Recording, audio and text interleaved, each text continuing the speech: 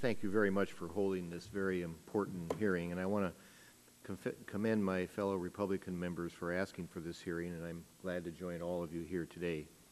Madam Chairman, as you know, water is the lifeblood of Central Washington and throughout the West. The Bureau of Reclamation's multi-purpose projects have formed the economic and social fabric of many of our Western communities.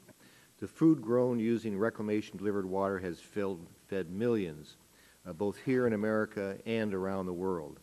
The Columbia Basin Project and the Yakima Project in my district are consistent examples of what's working regionally and for America, and they must continue to be part of our working river system.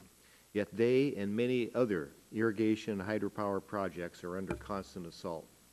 My distinguished colleague from Eastern Washington, Kathy McMorris Rogers, just a moment ago spoke about the future of the Bureau of Reclamation.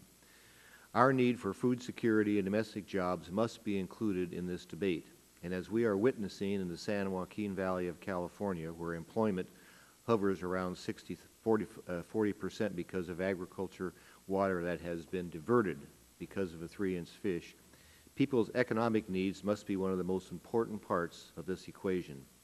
In those contexts, I and many others who understand the importance of our traditional water and power infrastructure had hoped that the Bureau of Reclamation would focus much of its funding effort on aging infrastructure. In some ways, the agencies frankly did a good job. But overall, the numbers are much lower than many expected, especially when comparing them to some of the ecosystem restoration and other projects. For example, ecosystem restoration funding has been allocated to help private, non-reclamation efforts at the Klamath Basin and at Battle Creek, California. And the agency will also spend around $14 million on a green building in Nevada. These projects, Madam Chairman, may be worthwhile, but some inevitable questions arise when we have $3 billion in aging infrastructure backlogs that are directly related to reclamation and its customers, and we have a crisis situation that's been mentioned by both the chairwoman and the ranking member in the San Joaquin Valley, and yet the agency has failed to estimate how many overall jobs will be created by spending $1 billion in economic stimulus funding.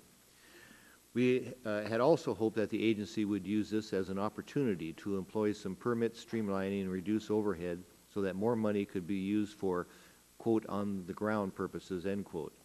We will hear from the Family Farm Alliance today about this disappointment as well.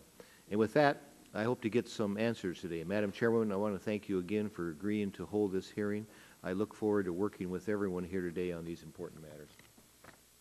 Thank you, sir.